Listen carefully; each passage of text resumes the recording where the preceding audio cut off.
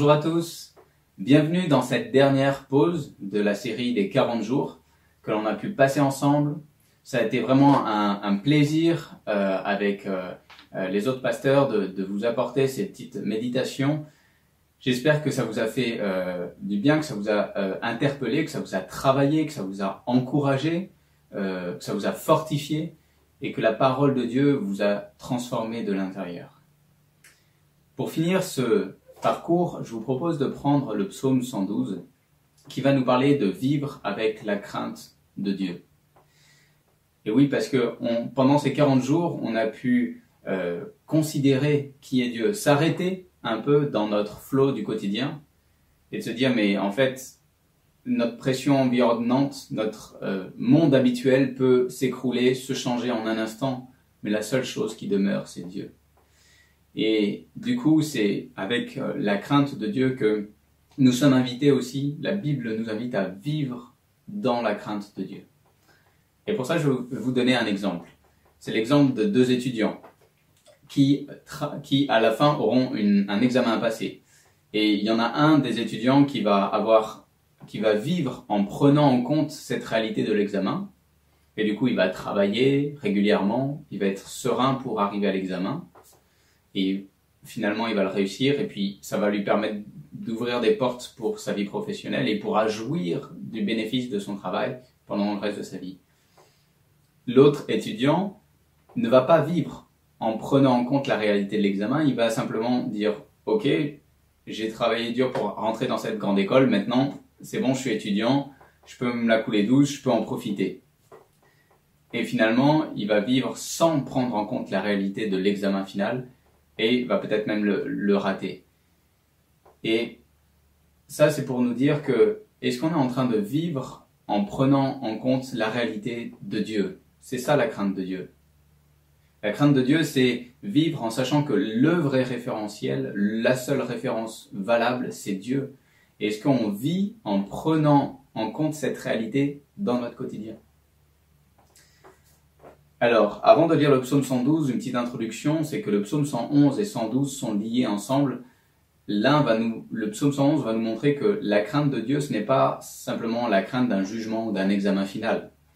Le psaume 111 nous dit que la crainte de Dieu, elle est nourrie par un émerveillement de qui est Dieu. Un émerveillement parce qu'il est bon. Un émerveillement parce qu'il est depuis toujours et il durera pour toujours. Donc en fait, il est le seul éternel. Il est la seule référence. Un émerveillement parce qu'il est puissant pour intervenir dans notre vie et nous aider à nous sortir de situations bloquées. Un émerveillement parce qu'il est bon. Un émerveillement parce qu'il est fidèle envers nous. Et de cet émerveillement naît la crainte de Dieu. Parce qu'on sait que c'est lui la vraie référence, c'est lui la vraie réalité. Et le psaume 112 va nous dire, mais comment vivre en prenant en compte cette réalité? Et ça va nous amener à avoir une vie juste, à avoir une vie de droiture, à avoir une vie généreuse dans nos relations avec notre prochain. Je vous invite à lire avec moi le psaume 112 dans la version Summer. Louez l'Éternel! Heureux l'homme qui révère l'Éternel et qui trouve un grand plaisir à mettre en pratique ses commandements. Sa postérité sera forte sur la terre et Dieu bénira les enfants du juste. L'abondance et la richesse régneront dans sa maison. Il demeure pour toujours, approuvé par Dieu. Au cœur des ténèbres, la lumière s'est levée pour les hommes droits et compatissants, pour ceux qui font grâce, qui sont bons et justes. Il est bon que l'homme prête généreusement et qu'il gère ses affaires avec équité. Car rien ne pourra jamais l'ébranler. On se souviendra pour toujours du juste. Il n'a pas à craindre les bruits malveillants. Son cœur est tranquille. Il s'appuie sur l'Éternel. Ferme sur ses positions, il n'a point de crainte. À la fin, il peut regarder en face tous ses ennemis. On le voit donner largement aux indigents. Il demeure pour toujours, approuvé par Dieu.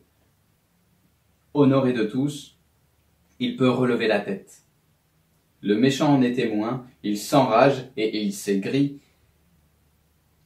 il en est tout abattu. Oui, les désirs des méchants seront réduits à néant.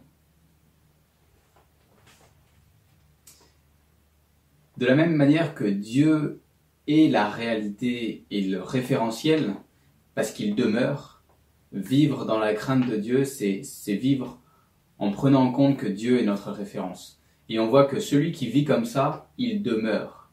C'est ce que nous dit le psaume en nous disant que les événements extérieurs peuvent changer, mais lui, il demeure stable, il demeure serein, celui qui travaille, qui agit, qui vit avec la crainte de Dieu.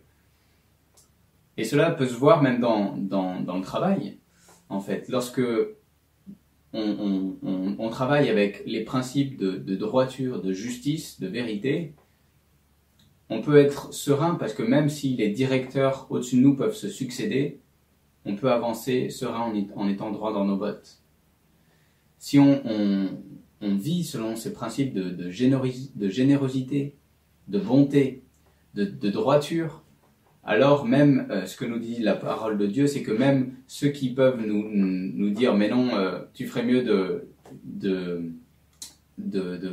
t'en mettre plein les poches ou tu ferais mieux de faire d'une autre manière », ces gens-là, eux, vont finalement ne pas durer parce qu'au bout d'un moment, la vérité éclate. Lorsque dans le travail, il y a des gens qui peuvent s'opposer à vous en disant mais faudrait agir selon tel et tel principe qui ne sont pas des bons principes. Il suffit qu'il y ait un directeur au-dessus qui arrive et qui vienne et qui se dise mais non, on a tout à gagner à être droit. Et si ça se voit dans le monde, alors combien plus forte raison avec Dieu qui lui est parfaitement juste, parfaitement droit. Et donc mon cœur au travers de ce psaume 112, c'est juste de nous rappeler qu'on a vécu 40 jours à s'arrêter, à considérer qui est Dieu.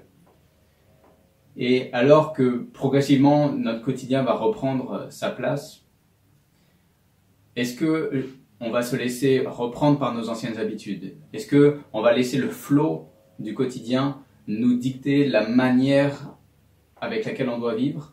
Ou est-ce qu'on va vivre avec la crainte de Dieu en disant le vrai référentiel, c'est Dieu, et de crier à lui s'il y a besoin, si on n'y arrive pas par nous-mêmes, et il interviendra avec plaisir, mais de marcher selon ses principes, en se disant la vraie référence qui ne change pas, c'est notre Dieu. Et que cela puisse se manifester dans notre quotidien, dans la façon dont on gère notre relationnel avec notre prochain, dans la façon dont on gère nos finances, dans la façon dont on gère notre travail, que nous puissions, là où nous sommes, marcher avec la crainte de Dieu, avec la réalité que Dieu est là. Vraiment que vous soyez profondément encouragés par ces méditations, que le Saint-Esprit qui est avec vous puisse vous donner la force, le courage de marcher avec la ceinture de la vérité, et que notre Dieu est puissant pour venir vous délivrer lorsque vous êtes dans des situations bloquées. Marchons ensemble vraiment en étant attachés à Dieu et que vraiment Dieu puisse se glorifier de cela. Soyez encore encouragés par tout cela et je vous dis au revoir pour cette dernière pause, mais continuez chez vous à méditer la parole de Dieu, à vous laisser nourrir par elle. À bientôt.